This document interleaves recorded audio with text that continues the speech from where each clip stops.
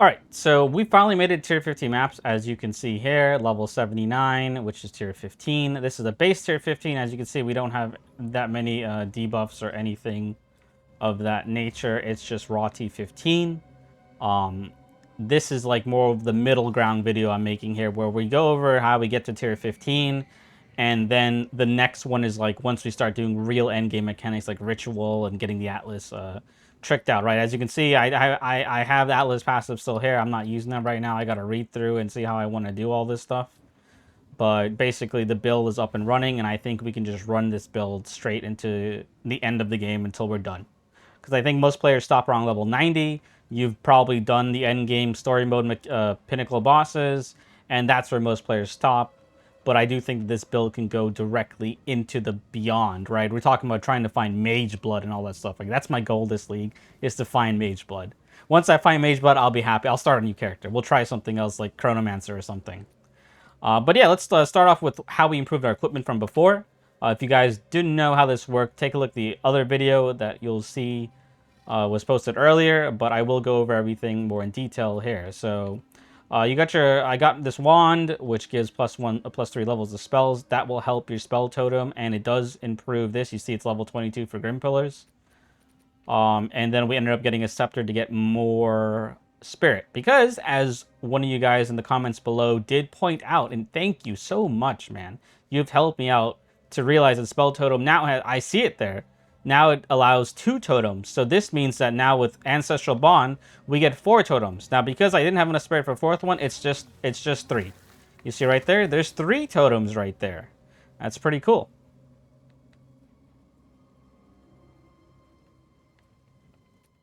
That little glowing there, you guys don't know what that little glowing thing is. Just your totem. Well, this is something to note. Your totems actually get your defensive buff. So you see where it says allies in your presence gets 14% elemental resistance.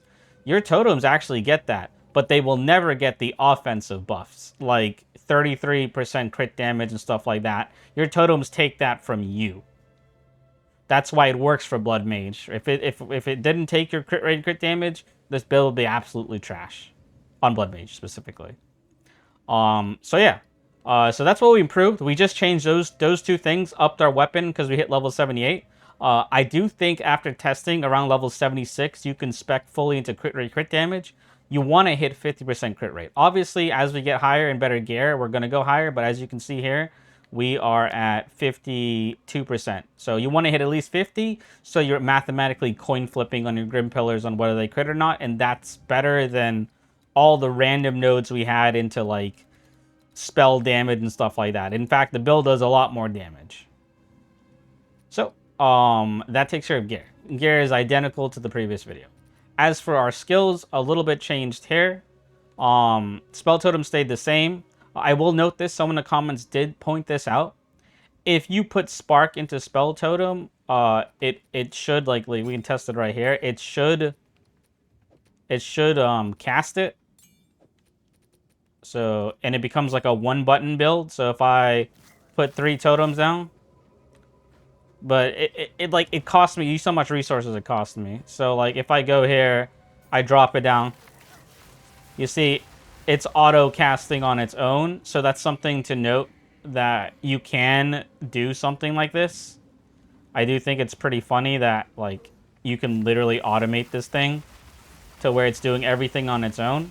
But I thought in a boss fight, in a long boss fight, it's costing too much resources. So for now, I'm keeping them separate so I control how it happens. So that's something I just want you guys to be aware of. If you want to mess around with that, you guys have better gear than me and stuff like that. You can do that. But we still have Biting Frost, Fork, and Projectile Acceleration. The only thing required is Biting Frost and efficiency, just to help out with the cost on all these things. So just remember though, for Spell Totem, you need Grim Pillars, Urgent Totems, those are the must, and then Magnified Area. Then efficiency is just, this is the extra slot. Same thing here, Biting Frost. You don't need any of this stuff in efficiency, but I put it in just for easier access to blowing up the crystals. Frost Bomb. This is potent exposure. It is still important, even though we've spec'd out of the exposure. it still increases your damage. Same thing with elemental weakness. These do stack. Now, I will let you know, things like this, right? Where you see penetrate elemental resistance, 18%, right? This will never go down to 0, below 0. So if you're already getting in the negatives with the exposure and the elemental weakness, the penetration does not do anything, right? That will never do anything for you. Um, I will say this: how you take this build to the next level. If you get a perfect Jeweler's Orb, and then you get a fifth slot, put Rocky at his flow on the spell totem, and I think you're perfectly fine from there forward. But yeah, Covalescence, it's just to make sure your survivability is up there. Blood Mage has really good survivability, especially if it's not like playing on the, infinitely use your life type of strategy that kind of got gimped this patch. So we're kind of doing hybrid of Energy Shield and Runic Ward. And then this last one here, you see Ley Lines.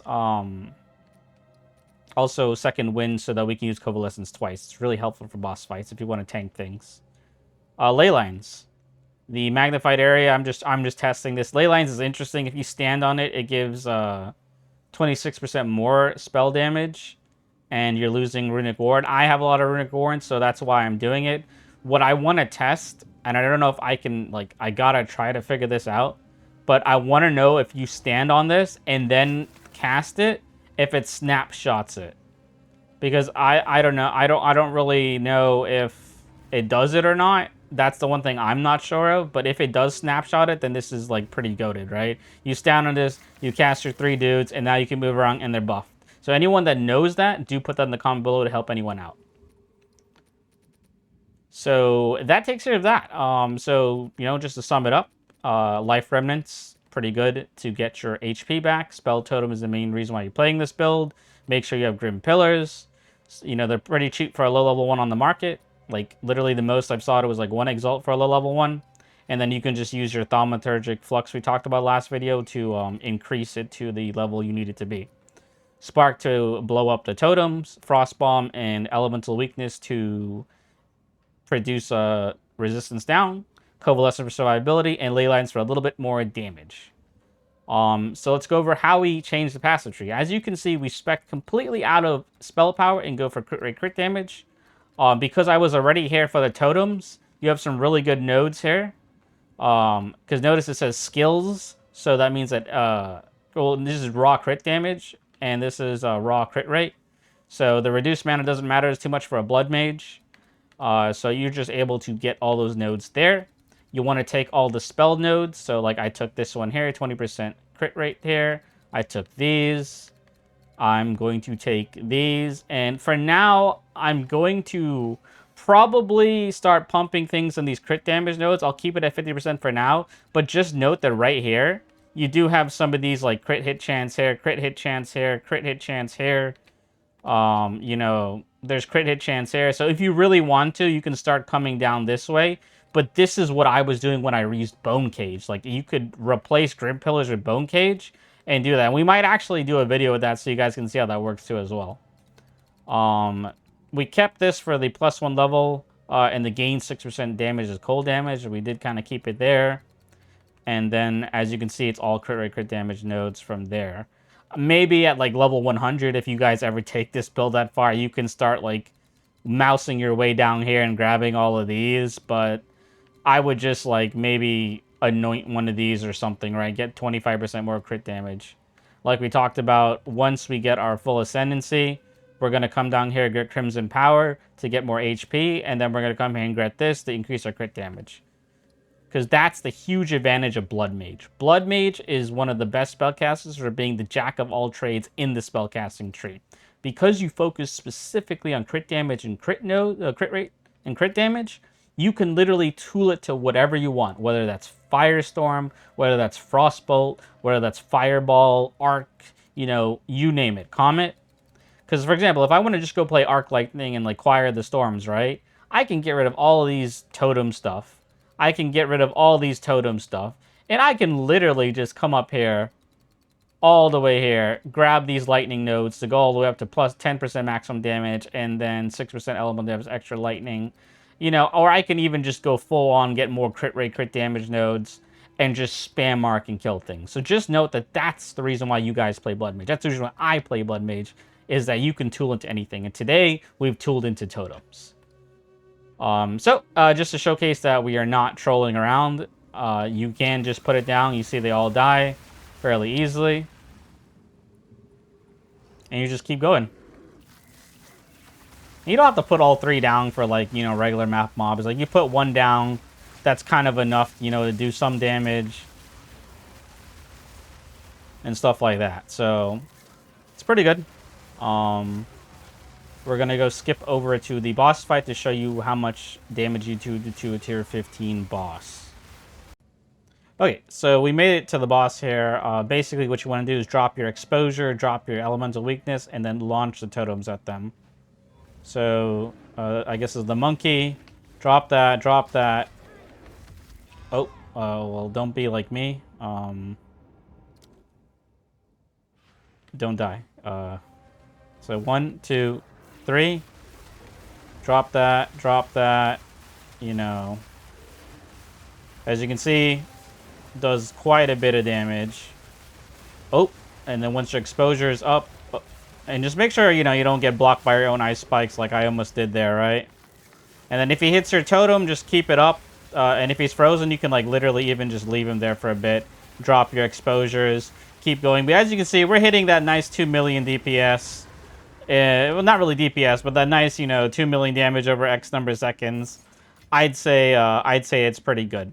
And then just remember, that is a raw tier 15, no Atlas points, but this is a good starting point. This means that the build is definitely doable, that we got to tier 15 maps at level 70. I was like level 77 when I got to it. I just did some more testing and stuff like that. But yeah, so that is now the more updated version of the build with crit rate, crit damage. I will leave a link for POB as well. I know some of you guys love that stuff, so I've just recently got acquainted with the program. Since I'm new to this whole PoE2 content creation stuff, so that way we'll have mobalytics and that POB, so that you guys can mess around with it if you're, you know, a numbers person. So thank you guys for all the help, for pointing me in the right direction into improving the original build. And we're going to keep taking this further, right? I want to get to Rituals, man. I want to get that Mage Blood. I want this to build to be the guy gets me Mage Blood. Like, we come in here, like, a couple weeks later, and we're like, we got Mage Blood with the Grim Pillars. Alright, catch you guys on the next video.